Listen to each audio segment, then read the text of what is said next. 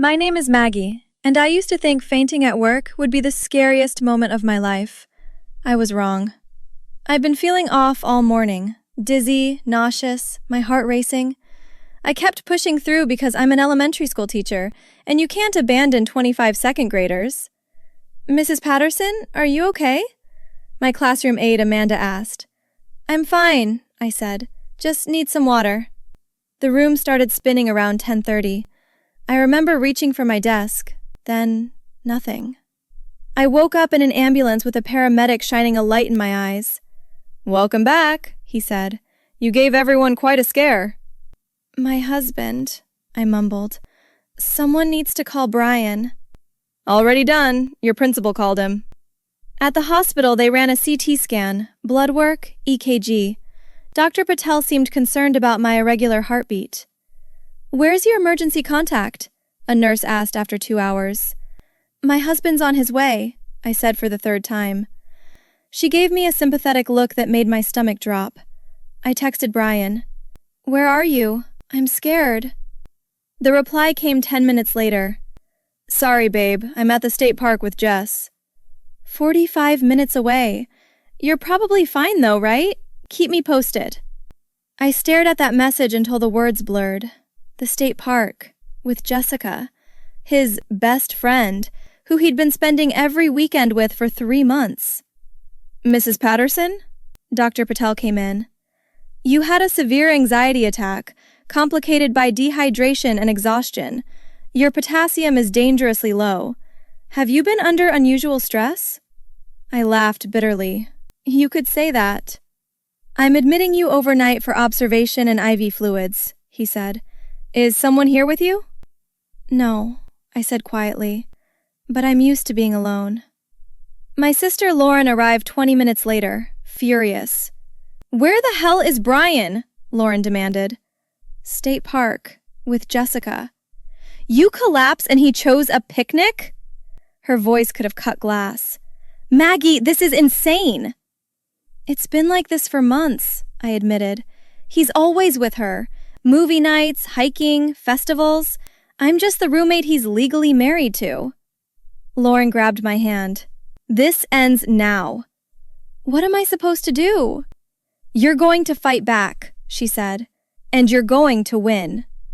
Brian finally showed up at 6 p.m. with guilt flowers from the gift shop. Hey, babe, he said. How are you feeling? Like my husband abandoned me during a medical emergency. Come on, don't be dramatic. You're fine. Just stress, right? He squeezed my hand. Jess says hi, by the way. I pulled my hand away. Get out. Maggie, get out. He left, looking wounded. That's when I knew my marriage was over, and Brian was going to learn that neglect has consequences. So you want a divorce? Attorney Maria Rodriguez said the following Monday. I want him to regret every choice he made, I corrected. She smiled. I can work with that. Lauren had recommended Maria, sharp, ruthless, and undefeated in divorce court. Tell me everything, Maria said. I laid it all out. Brian's obsession with Jessica, the constant texting, the way he'd scheduled his entire life around her. Has he been physical with her? Maria asked. I don't know, but emotionally? Absolutely. Good news, Maria said. In this state, emotional infidelity counts. We can prove marital abandonment. Do you have documentation? Phone bills showing thousands of texts, credit card statements with restaurants I've never been to, calendar screenshots showing every weekend blocked off for plans with Jess. Lauren jumped in. And I've got texts where Maggie begged him to spend time with her, and he said he was too busy. Maria's smile widened. This is going to be fun. Say nothing, act normal. Meanwhile, we build an airtight case. What am I looking for? I asked. Everything. Bank statements, emails, texts, social media. Document every time he chooses her over you. I especially want proof of the day you collapsed. I have the text he sent from the park. Perfect. Also, talk to mutual friends, quietly. Over the next 2 weeks, I became a detective in my own life. I found Venmo payments to Jessica for dinner and concert tickets. Google location history showing Brian's car at her apartment until 2 a.m. on nights he told me he was working late. I talked to our friend Connor over coffee. "Can I ask you something?" I said. "Sure," Connor said, looking uncomfortable. "Does everyone know about Brian and Jessica except me?" He sighed. "Maggie, I'm sorry. Yeah, people have been talking. At Tyler's birthday party last month, they were all over each other." "All over each other how?" "Sitting close, inside jokes, him feeding her cake. Tyler's wife Emily asked if you knew your husband was basically dating someone else." My hands shook. "Why didn't anyone tell me?" "We thought you knew and were okay with it," Connor admitted. "Brian kept saying you two had an understanding." "We're not separated," I said coldly. "We're married, and he's been lying to everyone." Connor looked horrified. "Maggie, I'm so sorry. What can I do?" I told him the plan. "Absolutely," Connor said. "Whatever you need." I met with Dr. Patel and got copies of my medical records, including notes about my severe stress and when Brian was contacted. I screenshot every text message, backed everything up to a cloud drive. Lauren helped me open a separate bank account and start moving my paycheck there. "You're really doing this," Lauren said one night. "He chose a picnic," I said, "while I was in an ambulance. Yeah, I'm really doing this." The evidence was damning. Brian had spent over $3,000 on Jessica in 3 months from our joint account. Maria called with an update. "I've drafted everything. The divorce petition shows abandonment, emotional infidelity, and financial misconduct. You ready?" "More than ready." "How do you want to serve him?" I thought about it. "I want him served at Tyler's next game night, in front of everyone." Maria laughed. "Brutal. I love it." "He humiliated me for months," I said. "Turnabout is fair play." Tyler's game night was packed. 15 people including Brian, Jessica, Connor, Emily, and most of our social circle. I'd told Tyler what was happening. He was furious and fully on board. "Maggie!" Brian looked shocked. "You came! I thought you were too tired." "I changed my mind," I said sweetly. Jessica sat on the couch looking territorial. "Hey, Maggie," Jessica said with fake warmth. "How are you feeling?" "I'm doing great now," I said. "Really great, actually." The doorbell rang. "I'll get it," Tyler announced loudly.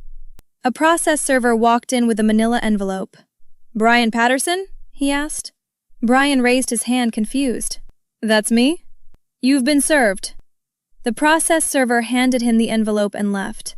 The room went silent. Brian opened it, his face going pale. "What is this?" "Divorce papers," I said calmly, citing abandonment and emotional infidelity. "Maggie, what the hell?" Brian jumped up. "You can't just... We need to talk about this." "Like we talked when I was in the hospital and you were having a picnic?" My voice stayed level. "Oh wait, we didn't, because you weren't there." Jessica looked between us. "Brian, what is she talking about?" 2 weeks ago I collapsed at work," I said, addressing the room. "Ended up in the ER with a severe anxiety attack, dangerously low potassium, irregular heartbeat." Connor spoke up. "Where were you, Brian?" I was..." Brian stammered. "He was at the state park with Jessica," I finished. 45 minutes away. He texted me that I was probably fine." Emily gasped. "You didn't go to the hospital?" "He showed up 6 hours later with gas station flowers," Lauren added. "It's not like that," Brian protested. "Maggie, you're twisting everything." "Am I?" I pulled out my phone. "Should I read your text out loud?" "Brian," Jessica's voice was small, "you told me Maggie was fine." "She was fine," Brian shouted. "Look at her! She's standing right here." "No thanks to you," Tyler said. "Dude, what the hell?" "This is between me and my wife." Brian grabbed for the papers. "Maggie, please. Let's go home and talk." "Read page 4, I said. "The financial disclosure." Brian flipped through. His face went from white to red. "You've been tracking my spending?" "Our spending," I corrected. $3,000 on Jessica in 3 months. Want to explain that? The room erupted. $3,000? Emily looked at Jessica. "Girl, did you know?" We split things," Jessica said weakly. "Tyler's birthday party," Connor said. "You told people we were separated." "We're not separated," I said. "We're married. Or we were. Until you chose someone else." Brian's face crumpled. "Maggie, I'm sorry, I messed up. But divorce? Can't we try counseling?" "You had your chance," I said. "You made your choice. Now I'm making mine." The divorce mediation happened 3 weeks later in Maria's conference room. Brian sat across from me with his lawyer, David Miller, who looked miserable. "Let's begin," Maria said. "My client is seeking full division of marital assets, half of all retirement accounts, and compensation for emotional distress." "That's ridiculous," David protested. "There's no grounds for—" "There's extensive grounds." Maria slid a folder across. "Financial records showing Mr. Patterson spent $3,247.89 on another woman. Text messages showing abandonment during a medical emergency. Testimony from 8 friends.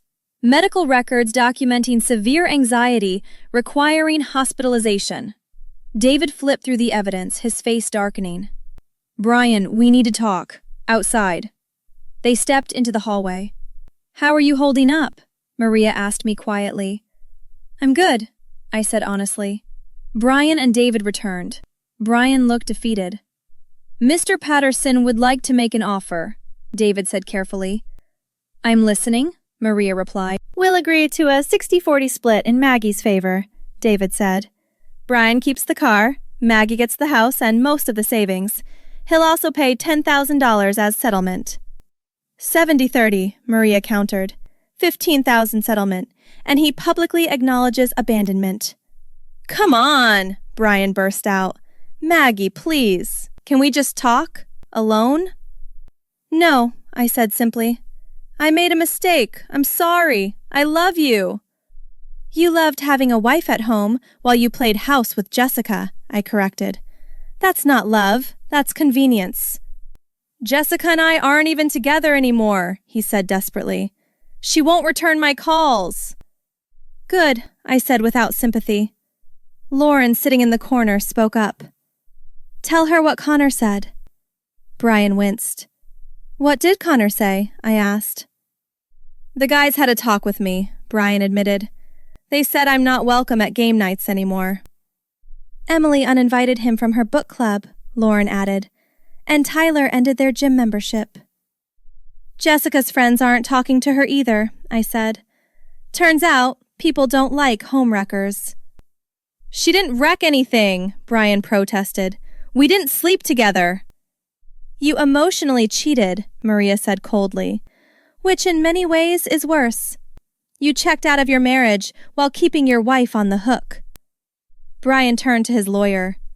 "Can she say all this?" "She's right," David said flatly. "Brian, take this deal. If this goes to court, you'll get destroyed." 70-30 split, Maria repeated. 15,000 settlement, public acknowledgement. Plus, Mr. Patterson pays all legal fees. "Fine," Brian whispered. "I need to hear you say it clearly," Maria said. "Do you accept these terms?" "Yes, I accept." Maria slid papers across. "Sign here, here, and here." Brian signed with shaking hands. When he finished, he looked at me. "Maggie, I am so sorry. If I could go back—" "But you can't," I interrupted. "You made your choices, Brian. When I needed you most, you picked a picnic." "I know. I hate myself for it." "That's your problem, not mine." David collected the papers.